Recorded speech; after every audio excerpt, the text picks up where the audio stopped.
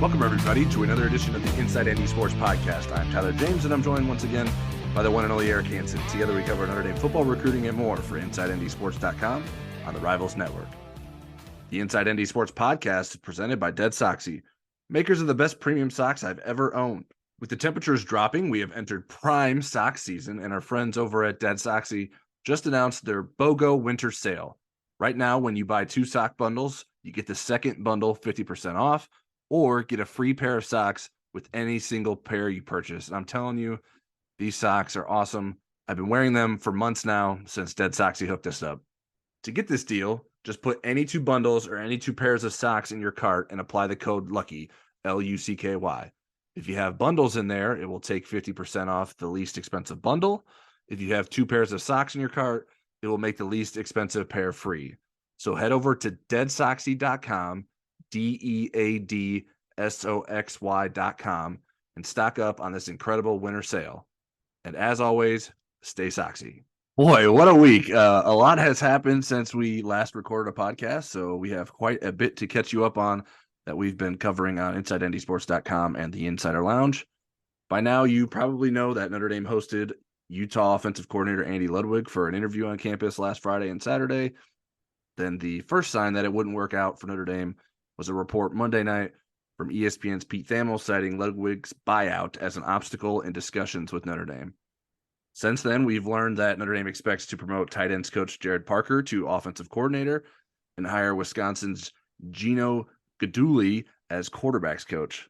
Oh, and offensive line coach Harry Hiestand retired in the middle of all that.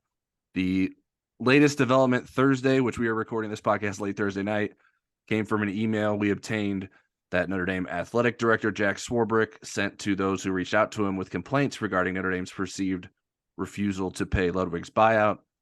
Swarbrick vehemently denied that Notre Dame was unwilling to pay the buyout and suggested that the obstacle was due to conflicting information regarding the amount and mechanics of the buyout, but that would be resolved. You can read the rest of the email on InsideNDSports.com. Eric, is there anything there that I left out you think is worth addressing before we sort of just jump into questions? Because I feel like that's the best way to sort of tackle all the news that we've missed in the last week. What'd you just say? I'm just kidding. I think what I would add before we got into questions is I've rarely seen a reaction to a coaching search like this. I think there's been disappointment before. I don't think Gerad Parker is the target of it. It's the process. Mm-hmm. And so there's, I posted the letter from Jack Swarbrick on our website and then tweeted it out, and the responses I've received in my notifications, I could not let my grandchildren look at my Twitter account. And there's some creative ones.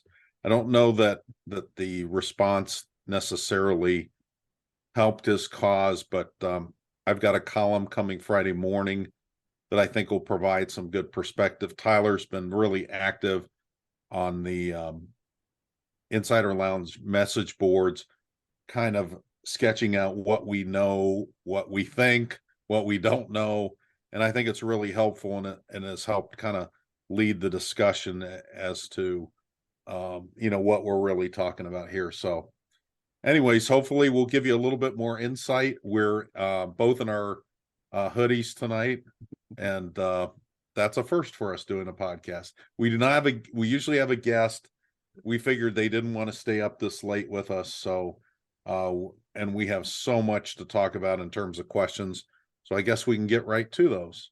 Yeah, I'll just add that I think, speaking for myself, and I think you kind of agree, we're not exactly sure like what precisely we believe. Like, there's parts of each side of the stories that we've heard that we believe, but we're still trying to piece it together. And I'm not sure that we're ever going to feel 100% confident in how all of this played out, just because of the way it has unfolded. But we've been trying to do our best to try to get as much information as we can, and let our readers and listeners decide. And then also, like, we think that some of you probably want to know what we think as well. So we'll share that as things move forward. I will say this, a big reason why we presented the email, I mean, I think a lot of you are curious about it. And also, I feel like in any news story, whether you believe one side or both, or you're not sure, it's very important to present both sides and let people make up their minds. Absolutely. All right, let's get to questions. As you should know, you can submit questions to us on Twitter or the Insider Lounge message board before every podcast. I'm at TJamesND and Eric's at EHansenND. First one I have for us, Eric, is from at Charles W. Wolf. Is Dead Soxy willing to finance the Utah buyout? Only if it's buy an offensive coordinator's buyout, get the offensive line coaches for half off. Yeah, if Dead Soxy's fronting the buyout, I wanted to know what sort of cut do we get as like a finder's fee. Like I think if that were to happen, I think we should get a little bit of credit for that. But I thought that was a really funny way and maybe a lighthearted way to get into some serious questions and opinions here for the rest of the podcast. So our next question is from Jack Quinn at JQ6008. How the absolute hell could they trot Ludwig on campus and show him off with Marcus at a hockey game without either not knowing what the buyout was or knowing the figure and refusing to pay it? Does the admin realize that they come off looking like total idiots? Some people would say yes, they do. The people that believe that Notre Dame has kind of changed its tune once there was pushback from a version we were told, and this is supplementing what Jack Swarbrick said in the email, is that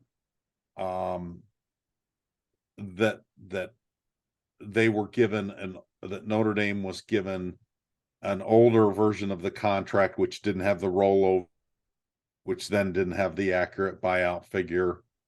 But Notre Dame is saying on the record in Jack's email that it was never an obstacle, that they were willing to pay the buyout of anybody that was involved to their institution, and that kind of the backstory is they needed to kind of work through the numbers. So that's what they are maintaining. So it just depends which reality ecosystem you're living in, whether you think this is really stupid for them to have him at the hockey game, or it was an honest part of the process, which they thought would eventually land them Andy Ludwig.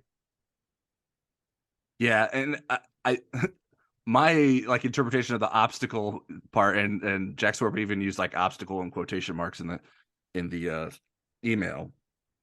He said, to the extent that the buyout was an obstacle in quotation marks in the case of one candidate, that was true of a brief period of time, only because of conflicting information.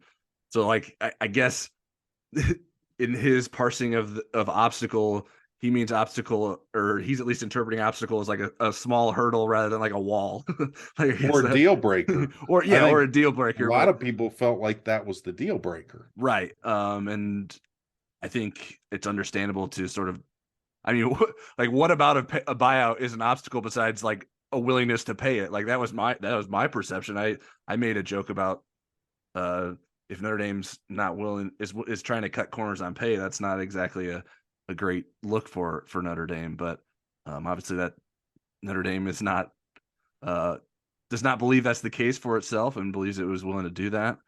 And obviously like the fact that Jack Swarbrick sent this email to people who reached out to him knows the perception that is out there and how poorly it is reflected on Notre Dame, and feeling the need to sort of correct the version of events from their perspective. So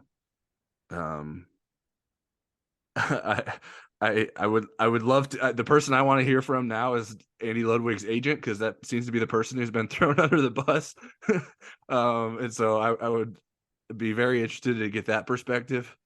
But yeah, I mean, it was a pretty heated couple of days there on social media, on message boards, regarding, and apparently in Jack Swarbrick's inbox, regarding to this buyout situation. Next question is from @IceMikeUSA. When will you be interviewing Marcus Freeman, Jack Swarbrick, or President Jenkins about what occurred with Andy Ludwig? So get a shot at Marcus Freeman fairly soon, because I think they're going to announce Gerad Parker fairly soon. It won't be the day they announce him. It'll be probably a few days after that. But I would say, within a reasonable time period, we'll be talking to Marcus, and we'll be able to ask him about a lot of these things. And then it's kind of up to believe him. I found Marcus to be almost shockingly authentic and open about how he feels about different things. So for him to give us a word salad would be out of character for him. So it's going to be a very interesting interview. So we have the or there. Do have a request to talk to Jack Swarbrick. I've had that in since January. I think probably after we get through the basketball search is when I'll get a shot. We'd like to have him actually on the podcast. He's been on before and definitely has better musical taste than Tyler does. How dare you? But we would talk to him not just about the searches, but about a lot of big picture things that you guys would like to know about, like NIL stuff, what Notre Dame's plan is, and facilities and all kinds of things. Father Jenkins usually doesn't avail himself to the sports media, although there are times I've talked to him before, but I don't think that's going to happen anytime soon. Yeah, and I don't know that would be like at the top of my list of people that I'd want to talk to about this, unless I had like more of like a smoking gun of like, okay, none of this adds up. We need to get someone else higher up to see whether or not they believe this and listen to what we're hearing and how it may contradict whatever is being presented. But I don't know that that's something that Well, I'm going to give you a little bit of we're a interested in. peek at part of what I'm writing tomorrow is whether Notre Dame backtracked on this or not. They're on record now. If they were being squirrely about this, they're going to be squirrely again. If they, but they're on record now holding themselves to this standard. So let's see how that plays out. And they have an opportunity coming up very soon with with the school's offensive line vacancy.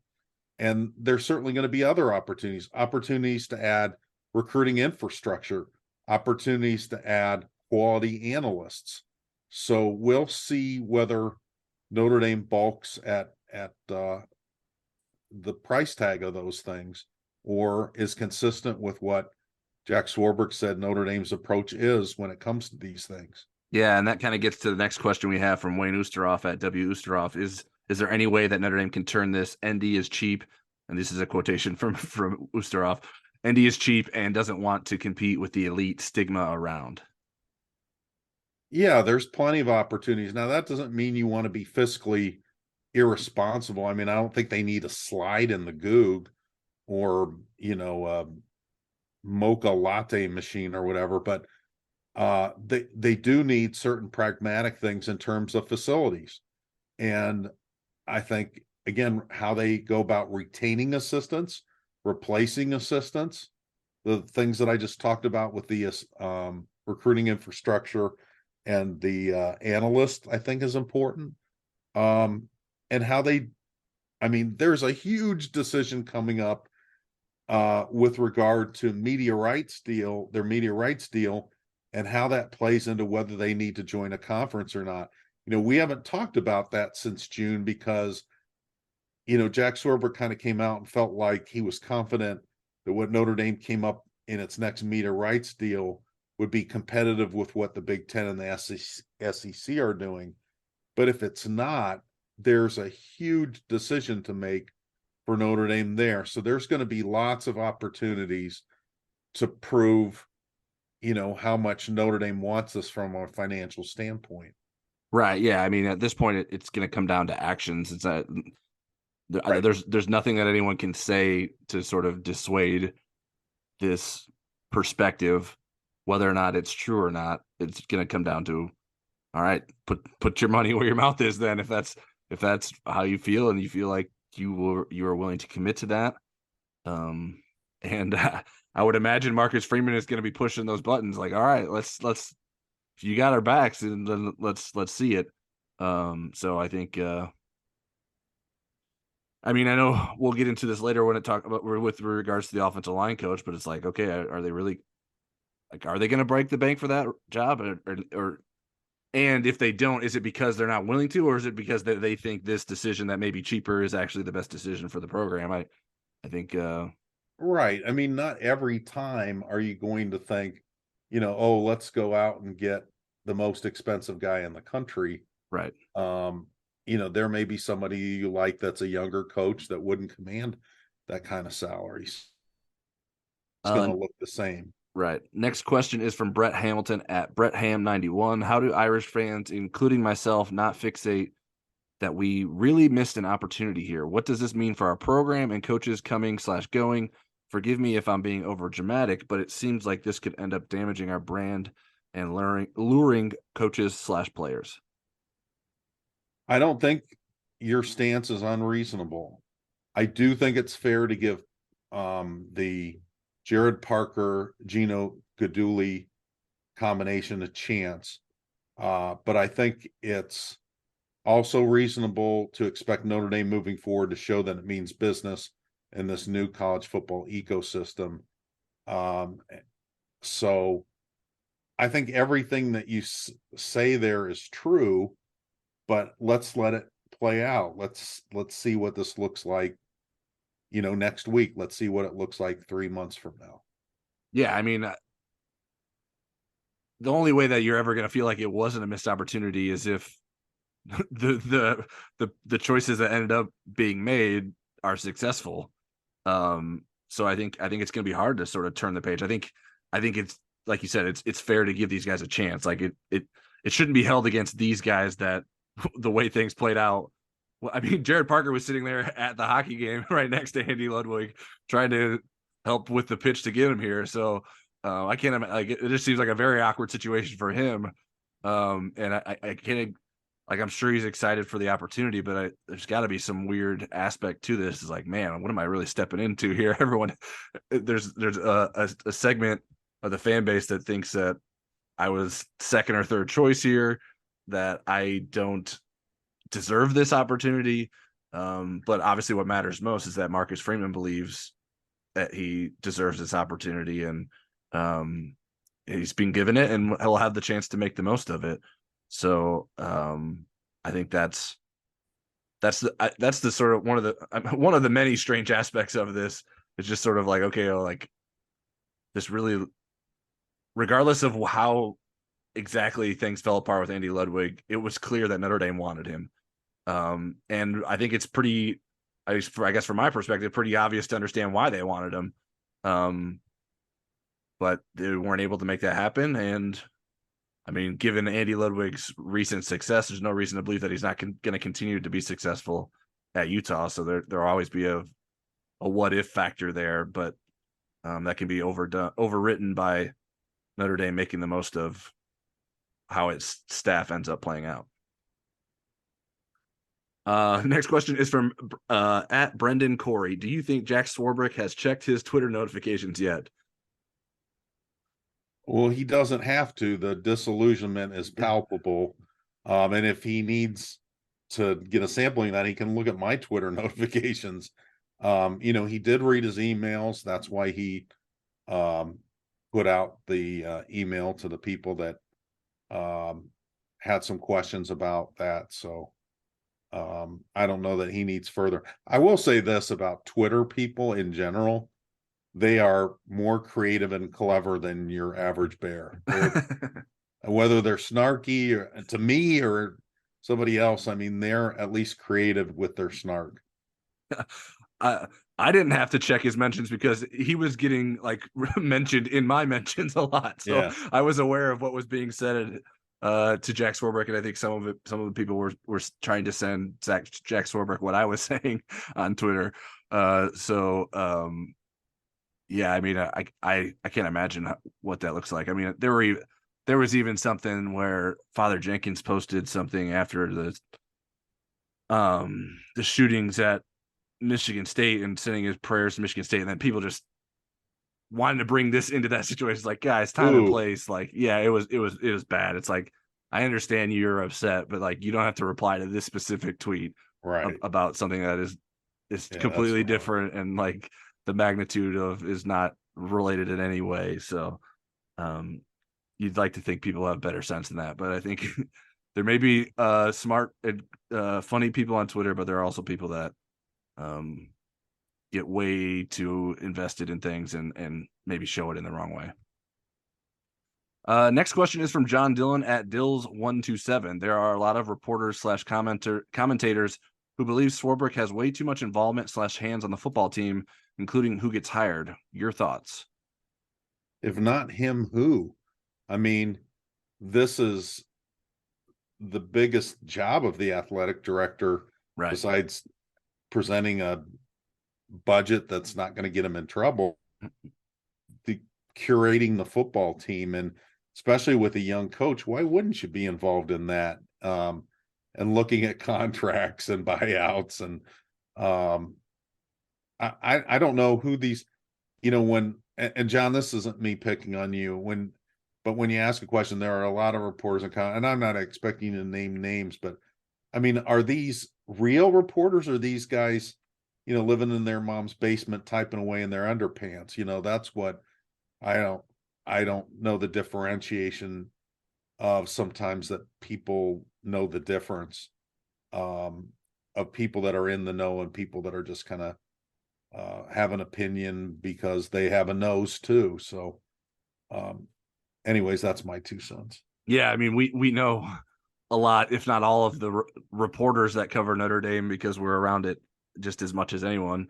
And so if a lot seems like a high number, and maybe they're sharing that, and I haven't seen those opinions elsewhere, but but I don't know that that's putting that to the side. He wants to know what we think, and I agree with you. Like, if you're going to put a first-time head coach into the position, the athletic director has to be involved, or unless there's someone else, whether you have someone else in the department that's like overseeing football, which is sort of what Ron Paulus's role is. Now I don't think like Jack Swarbrick should be driving the decisions made, but I think he needs to be giving feedback and helping navigate the decisions and weighing in on things to Marcus Freeman. But I think for Marcus Freeman to feel ownership of the decisions that are made, more or less, you need to sort of give him what he wants, or find ways to get him comfortable with what you both want, or something like that. I think there's ways that they can navigate that together, and I think it's sort of required with the first-time head coach. Like, Marcus Freeman's dealing with all kinds of decisions that he's never made before, and Jack Swarbrick has seen many of those decisions made over and over again during his career, and so he certainly has some opinions, and that doesn't mean he's always right, but his perspective should matter in a number of these situations. Next question is from Chuck DeLutis at Seahawk24. Did Marcus Freeman get to choose his guy, or was he overruled? In business, when the organization vetoes your choice of personnel, your attitude drops and you can sidestep accountability. If this is true, coach cannot be happy or as motivated about Notre Dame. Say it ain't so. I think Marcus Freeman is comfortable with Gerad Parker. Right. And I also think it's accurate to say he wasn't his number one choice. Mm-hmm. So I hope that answers your question. Again, we're going to hear from Marcus in person, and you can judge the authenticity of his enthusiasm or lack of it when he does speak here in the next, who knows when, but it's not going to be long. Tyler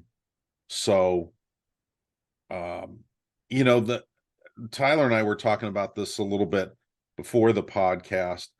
The summer that Mike Mickens was hired at Notre Dame, I reached out to Marcus, who was still at Cincinnati at the time, to talk to him about Mike Mickens, who he hired at Cincinnati. They were high school teammates, and Marcus, little did I know I'd be, seeing him all the time, said, and he makes a very good first impression, let me tell you. I mean, I felt like at the end of that phone call that we had known each other for a long time. But he said that he didn't want to influence the other people on the staff. And so he kind of let them kind of decide where Mickens should be in terms of cornerback coach candidates. And then once they kind of made their choice known that he was the number one, then Marcus chimed in and said, yeah, he was his number one choice also, but he wasn't going to try to influence them because they had a history. They were, high school friends and high school teammates. And he wanted Mike to earn that and stand alone. And I think sometimes, again, when you've worked with people before, and Gerad and Marcus did for 4 years, and I know that, Marcus really wanted to have him on the staff as a tight ends coach, Right. to the point where I don't want to say he overruled Tommy Rees, but he certainly took the lead with that hire, where Tommy took the lead with the other hires on offense. So I don't think that Marcus is disillusioned with Gerad Parker, but again, not the number one choice. Yeah, he clearly wanted Ludwig, and one of the questions that I posed on our message board as we sort of try to figure out, okay, what do we know, what don't we know here, is how did the Andy Ludwig pursuit officially come to an end? Did Notre Dame say, hey, let's get out of here? He clearly doesn't want to come here. If we're to believe that Notre Dame was willing to pay the buyout and see that through, did it reach a point where Notre Dame's like, well, okay, what are we waiting for? Are you coming or are you not coming? And then someone had to say no, or no thanks, to sort of take that next forward, because then Notre Dame did move forward with its search and ended up interviewing Gerad Parker on Tuesday. So that's sort of one of the unanswered questions we have at this point in terms of how it came to that, who made that decision to sort of actually make this no longer a possibility, to whether it's ending the pursuit or Andy Ludwig telling Notre Dame to just leave me alone. I'm good with being at Utah. I think that's one of the lingering questions that we have at this point. And then, to echo what you said, Gerad Parker was on Notre Dame staff as a tight ends coach because of Marcus Freeman. So I don't think I have zero doubt that Marcus Freeman's going to be excited about Gerad Parker when he talks to us about him as the offensive coordinator. My question is, okay, well, what does he sound like? How does he answer the questions about Andy Ludwig? That's what I'm most curious about, and what we can read into how he explains that and how he describes how things sort of played out. As a reminder, the Inside Andy Sports podcast is presented by Dead Soxy, maker of the best dress socks you'll ever wear. With the temperatures dropping and the groundhog indicating an extended winter, we have entered prime sock season. Actually, in South Bend, we've had decent weather, but it's still sock season. And our friends at Dead Soxy have just announced their BOGO winter sale. Right now, when you buy 2 sock bundles, you get the second bundle 50% off, or get a free pair of socks with any single pair you purchase. To get the deal, you're going to need to use the promo code LUCKY. That's LUCKY. Just put any 2 bundles or any 2 pairs of socks in your cart and apply the code LUCKY. If you got bundles in there, it will take 50% off the least expensive bundle. If you got 2 pairs of socks in your cart, it will make the least expensive pair free.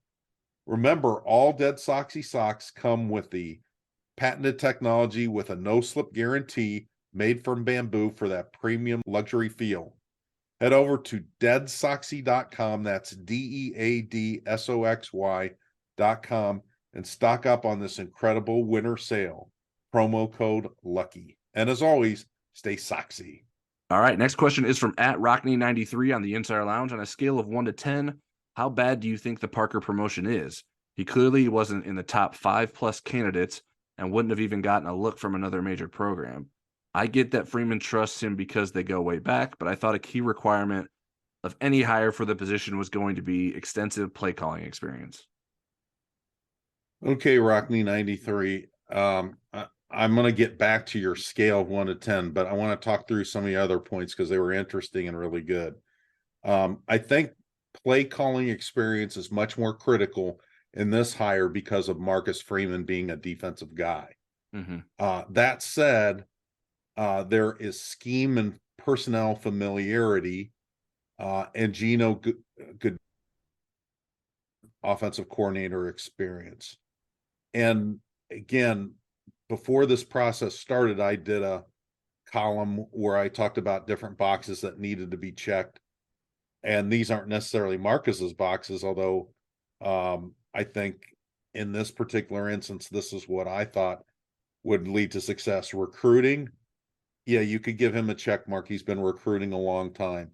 Ability to evolve the offense, we don't know that. I mean, Marcus would know that better than us, but from the outside looking in, other programs wouldn't see that. NFL friendly, again, in his knowledge of the scheme that Notre Dame wants to run and his ability to do that, Marcus probably checks that box. I'm not sure that I do. And then position match, he wasn't a match. He was the tight ends coach, so you needed to bring in a separate quarterbacks coach. He doesn't have much offensive coordinator experience. He has been a full-time, or he's been coaching in college since 2007. So yes and no. I would have liked to seen more offensive coordinator experience. And I know some people point out that a lot of the other Notre Dame offensive coordinators in the Kelly era either didn't have Power 5 experience or any offensive coordinator experience. But I think that other offensive coordinator experience counts.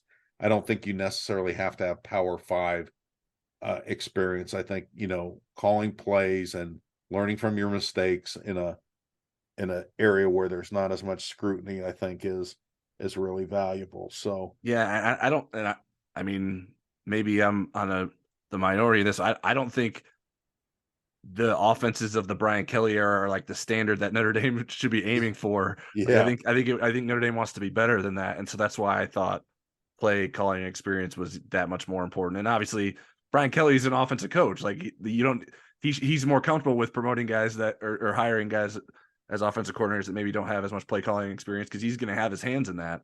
In fact, he didn't even let anybody else call the plays until 2014. Right. So it's a little bit of a different comparison. But he won it on a scale of 1 to 10. How bad do I think it is? Yeah, and let's go. I did 1 is terrible, 10 is fantastic. I don't know if you did the other way around, but bless you. I should have muted my mic there. Was too slow on the trigger. You're right. That bought me some time. I would say it's a 5. I mean, I think Parker is going to be better than, and Guidugli together are going to be better than people think. But Notre Dame had a really, really big opportunity to upgrade the position. Yeah, I said optically it's like a 3. Yeah. Because it's someone that Marcus Freeman's known a long time and has little play calling experience. So if it goes wrong, everyone is going to say and have plenty of reason to say I told you so.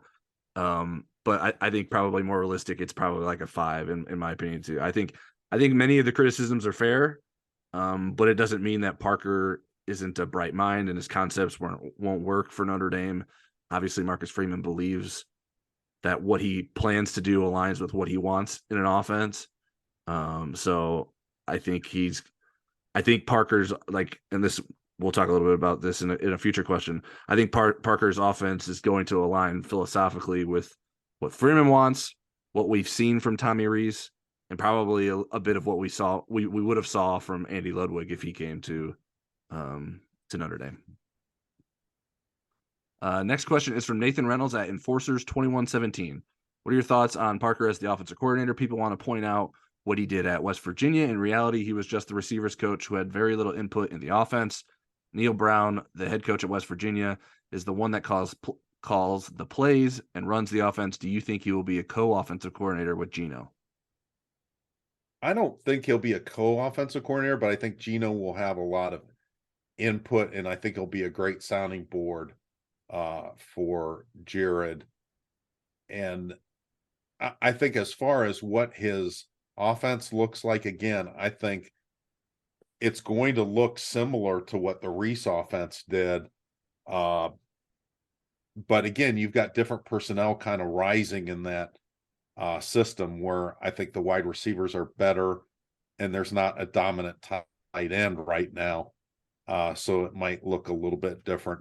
But I want to hear from him what his offensive philosophy, what he did at West Virginia isn't necessarily what he's going to do here. And here's why I say that. When we went to the bowl in New York City, it's the Pinstripe Bowl. Pinstripe Bowl, yeah. Al Lesser and I, our family spent Christmas together close to each other, and we drove to New York City. And the night after the night of the Pinstripe Bowl, that night, Van Gorder was named defensive coordinator.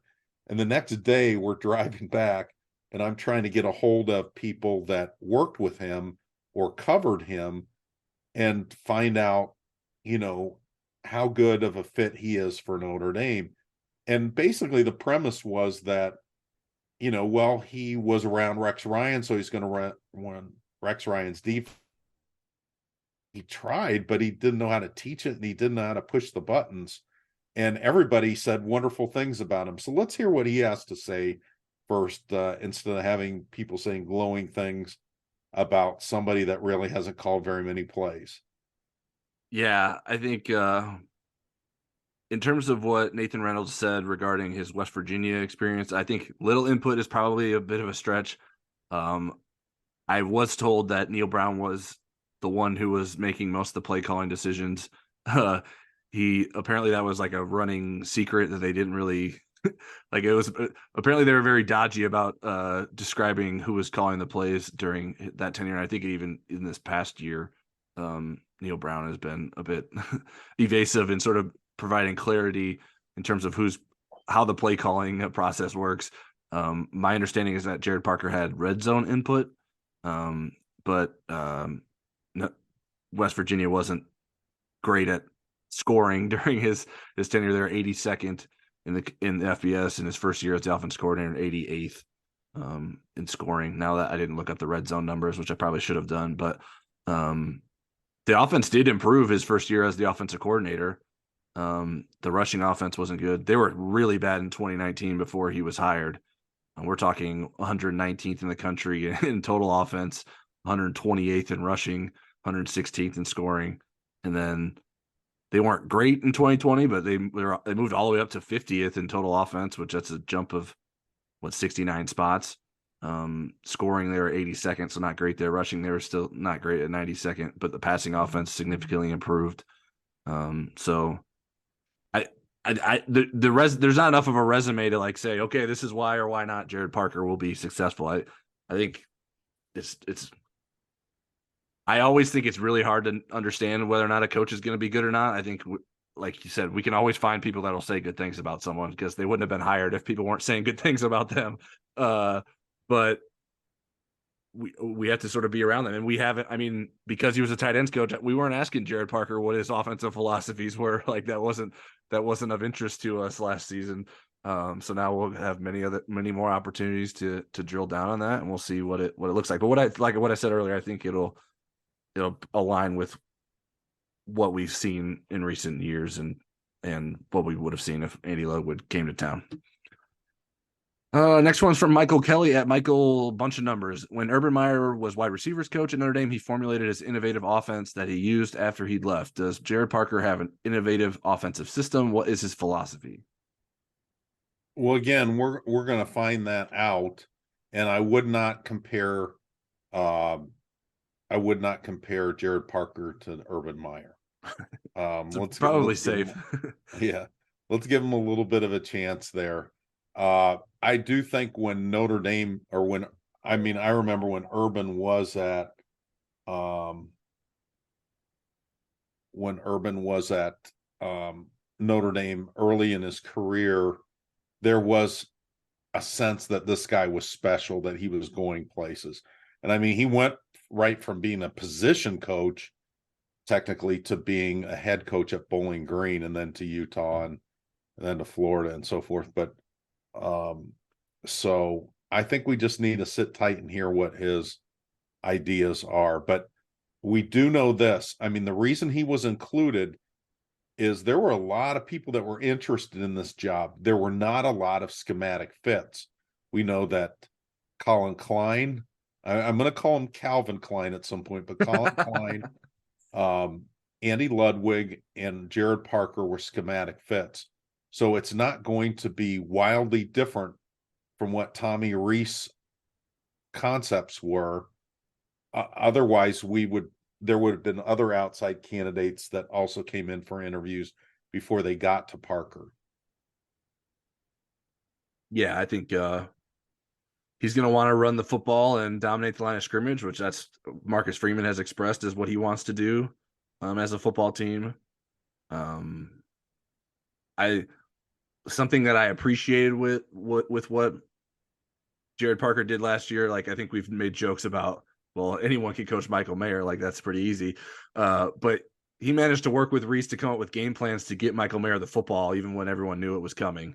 And I think Michael Mayer was probably the best version of himself, which you don't necessarily always get. Like he could have taken a step back and he did not. And everyone knew he was getting the football, and Notre Dame found ways to get him the ball. He obviously had to make a lot of plays. It wasn't like he was wide open all the time, but he was wide open sometimes. He's like, well, how does people let Michael Mayer get wide open? So there was clearly some good coaching and game planning going into allowing that to happen. Now, obviously, Michael Mayer's talent had a lot to do with that too, but I do think that's something that intrigues me. So, but like I've been saying, I feel like I've given a similar answer to the last few questions. I do think it'll be aligned with what we've seen and not a big departure from what we've seen, which may be part of the reason people might be upset about it, because I think people want Notre Dame's offense to take, which I think Notre Dame's offense can take more steps with a similar type of offense. You just got to execute it better. I think there are things that Tommy Rees wanted to do that they just weren't good at, and so they just sort of went away from the offense. And maybe Notre Dame will be able to do that better with what it has on the field in 2023. All right, and to that end, at SJB75 on the Insider Lounge asked, team health notwithstanding, I believe the new hires at offensive coordinator and quarterbacks coach, a robust overall offensive depth chart, and a seasoned starting veteran quarterback with Tyler Buckner as a backup combined possess a realistic chance for the offense to do well next season. Do you agree? I would agree. I do think the offense is going to be good. Right. Even with Gerad Parker and Gino Guidugli running things, I think the offense would be good. I think Tyler and I could be the offensive coordinator and quarterbacks coach, and it'd be at least respectable. I think that much of Sam Hartman. I got dibs on quarterbacks coach. Huh? I got dibs on quarterbacks coach. You could take care of the rest. I'll call the plays. I'll have Brian Kelly in one ear telling me what to do. So, but yeah, I think this was going to be a good offense no matter who. It's just, I think when you're looking at an Andy Ludwig, you're looking at the USC, the Clemson, and the Ohio State games. Right. And that level of coordinator making a difference. And that's really where it's going to be a test for Gerad. Yeah. I mean, that's part of what made this job so attractive, and why we thought that Notre Dame could sort of get someone that would be more impressive resume wise than Gerad Parker, because of the tools that this person will be given in terms of just the players in the field in 2023. I think that should allow for that person to have success. So I still think that will be the case. I mean, to what extent is what we'll have to reserve judgment on. But when you have Sam Hartman, you have two extremely talented tackles, you have running backs that have proven themselves. I think the floor is pretty high, and we'll see how high the ceiling is. All right, next question is at Irish Sports Fan on the Insider Lounge. This is a bit of a long one here, so give me a moment. Have you heard any rumblings, and can you speak to them about Reese feeling resentment because he didn't get the head coaching job, and Harry Hiestand sharing that opinion, along with Freeman feeling a certain amount of resentment towards Reese for being forced to keep him as offensive coordinator?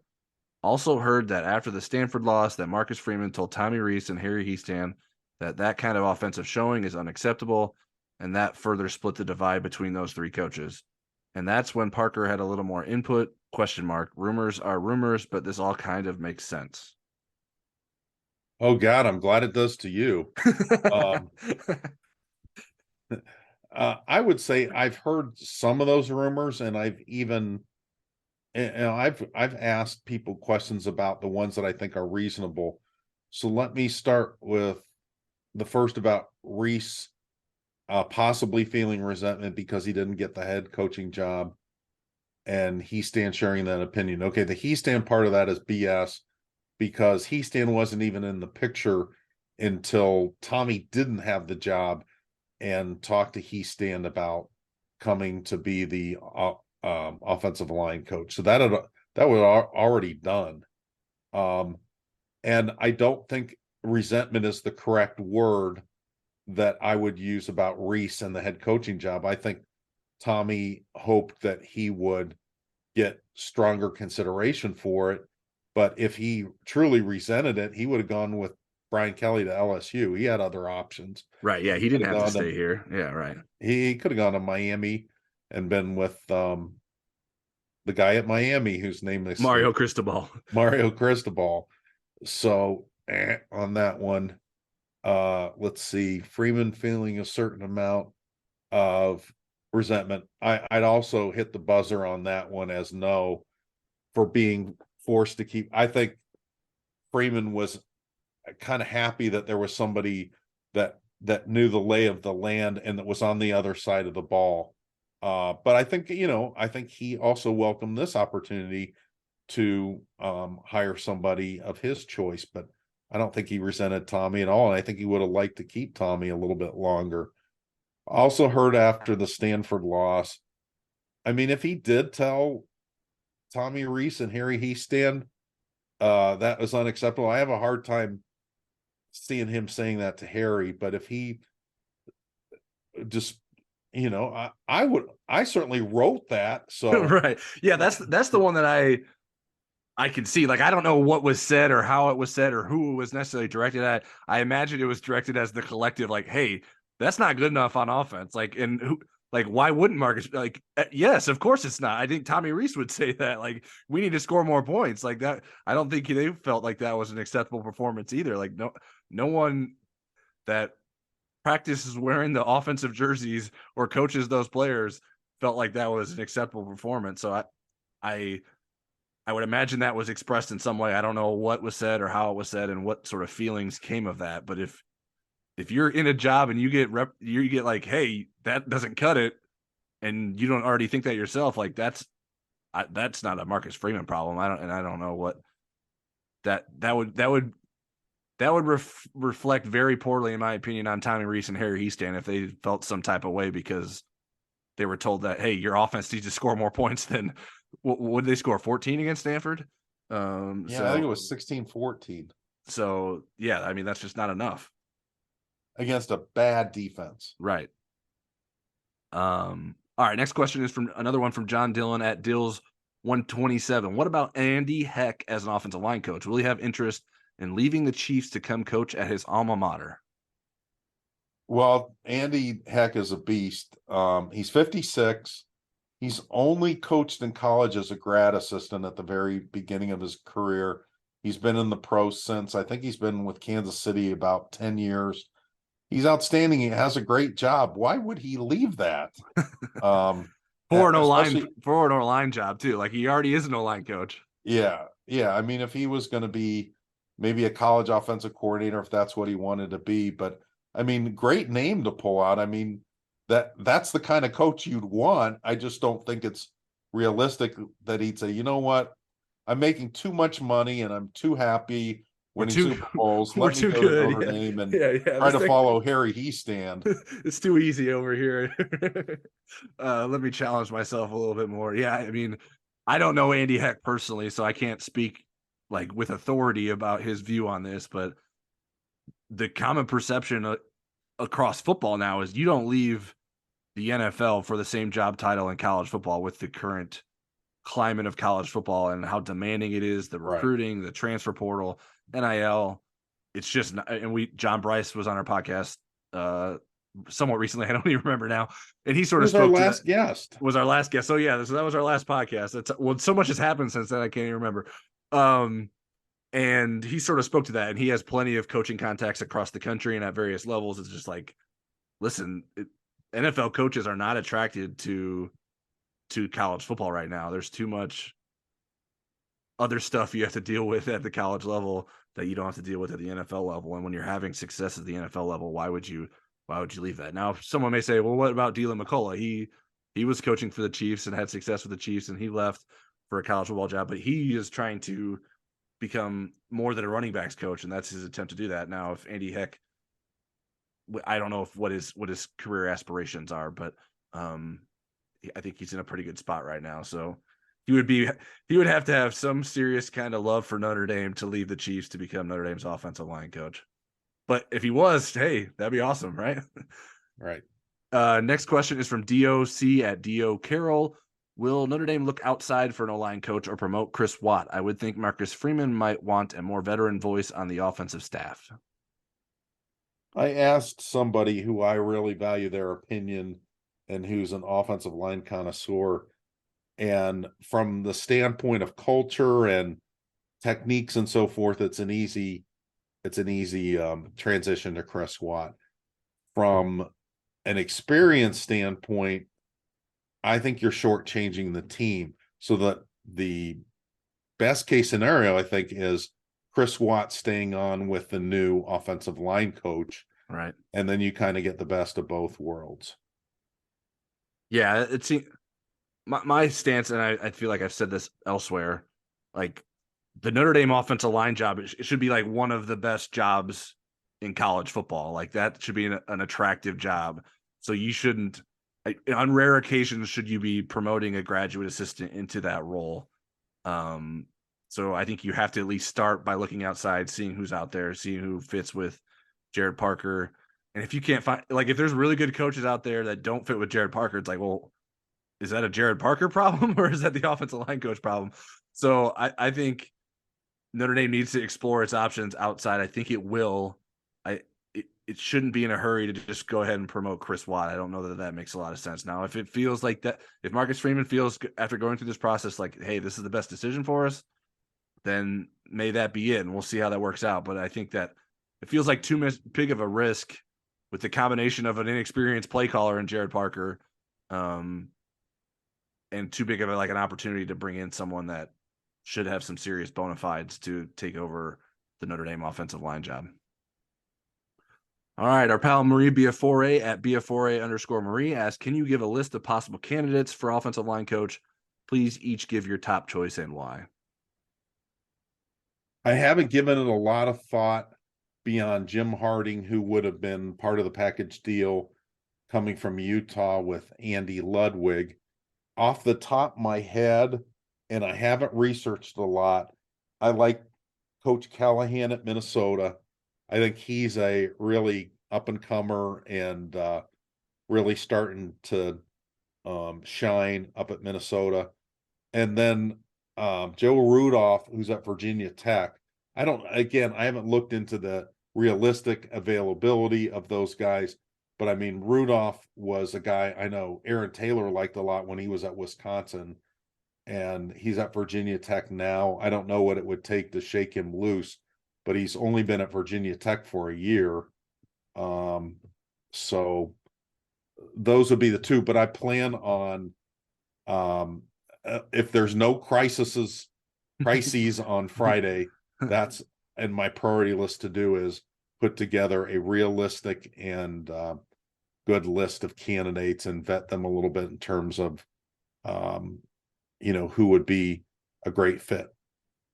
Yeah, I don't have a list of guys. There are a number of different coaches that I think are good offensive line coach, but I haven't spent a ton of time figuring out, okay, who does Notre Dame like, who would make a lot of sense. So I'm asking for a pass on this and to get a couple more days to think about it. Marie probably has a list. I should consult with her. Yeah, we should ask Marie for her list. We've just been so wrapped up in all the other stuff that I haven't gotten there. And I mean, just yesterday, Wednesday, is when we learned for sure that the offensive or who the offensive coordinator would be and who the quarterbacks coach would be. So we're still wading through that, and what makes sense there. Because I mean, speaking for myself, the Harry Hiestand thing came completely out of nowhere. I did not see that coming. It's very strange to be announced right before the Super Bowl. I think, in my opinion, without having inside information, it lends credence to the idea that they were sort of clearing the runway for the Ludwig Harding combination. Because otherwise, like, why wouldn't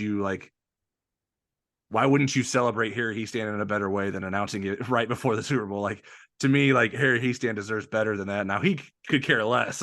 Yeah, So he's not he worried doesn't about care. that. But I think from a program, you should do more to like celebrate Harry Hiestand than to announce it right before the Super Bowl, that he was retiring. That was very odd to me. It felt buried. Which, I mean, what's bigger than a Friday at 5 o'clock news dump? It's 10 minutes before the Super Bowl news dump. Like, in the football world, you can't get more of an odd timing for an announcement than that. All right, next question is from @Alan Sturgill. Any news on Andy agreeing to a new media rights deal? Well, I'll tell you, if they had agreed, that would be front and center news. But I know what you're saying. Are we getting closer? Is there progress with that? This is an issue that's moving back to the front burner, Right. and getting a lot of attention, and it should, because it really has the potential to impact Notre Dame for years and years and years, because there's an opening here for Notre Dame to join the Big Ten or the SEC. And again, there was a lot of scuttlebutt about that when USC and UCLA were going to or announce that they were joining the Big Ten. There was thought that Notre Dame would be forced to kind of do this. Well, if they can't get the right kind of media rights deal, and people are kind of convinced that they're at least going to be in the ballpark, but if that's not reality, they're going to have to take a really hard look at that conference membership in one of those two conferences. Those are the conferences that are going to have the money, because if you don't have those kind of resources, you are going to be outbid for assistant coaches. Then buyouts will be an issue, and keeping up in the facilities arms race will become an issue. So, great question, Alan. It's not there yet, but I think as we get into the summertime, this is going to be some things that we're going to be doing reporting on. Yeah, this was something that I know we were interested in knowing where it's at. I haven't done a lot of inquiring about it. I did, out of curiosity, sort of look back at the last time the NBC deal was extended, and that was April of 2013, and that was announced, a 10-year extension on a deal that was set to expire at the end of the 2015 season, which puts us on track to like maybe getting to a point soon where they could reach a deal, because this current deal, I believe, it runs through the 2025 season. So if we think that, well, maybe by April 2023 we'll have an answer. I don't know if that they're that close to getting that done, but I think we're in the window I now. do know that there's resources being put into those discussions. Right. So I think we're sort of in the window of time where we can expect potential news, but we don't have news to share at this point. All right, last question is from Mr. Joe Seiler, one that is completely void of all the other things we've talked about today. If you had to guess, who is receiving kickoffs and or punts in Ireland? When I looked at that question, and there's so much going on today, I went with some long shots. So for punt returns, I put Lorenzo Styles down. And for kickoff returns, Micah Bell, the freshman defensive back, who has elite track speed. I went chalk with kickoffs with Chris Tyree, and then I also went with Lorenzo Styles for my punt returner. So that's just like what I'd like to see at this point. Well, we'll see what I think the punt return competition is interesting. I want to see what they do there. I think I can probably speak for the fan base that they don't want it to be Matt Salerno, but certainly he is an option. But I think they have a number of skill guys that they can throw back there to give a chance to, and see if they can create opportunity. And what we know of Brian Mason, like he's going to look for any way to sort of take advantage of getting yards and punt returns. And he was not pleased with the kickoff return performance from this past season. So I expect that to be a big priority this offseason and trying to get that fixed and figuring out what Notre Dame needs to do better. And I don't think it was all necessarily on Chris Tyree either. I think it was a unit issue that prevented Notre Dame from doing better on kickoff returns. All right, that's it for today's episode of the Inside ND Sports Podcast. If you don't already, you can subscribe to us on Apple Podcasts, Spotify, Google Podcast, and other popular podcast platforms. If you like what you hear, give us a star rating, leave a review, and share our podcast feed with your favorite Notre Dame booster. We want to get to 100 ratings on Apple Podcasts in 2023, and we're up to 88 now, so we're getting closer. So please keep telling all your closest friends that they need to subscribe, they need to review, and give us some 5 stars. Even if you have to steal their phone, just say, "Hey, Tyler told me to do this." It's allowed. And we promise we'll buy out your contract. Well, for the record, Eric said that. I did not say that. We'll be back next week with another Inside ND Sports Podcast. Hopefully we know who Notre Dame's offensive line coach will be at that point. Our Football Never Sleeps live show continues weekly over on our Inside ND Sports YouTube channel, so make sure you check us out over there as well. Until you hear our voices again, stick with InsideNDSports.com for all your Notre Dame coverage needs.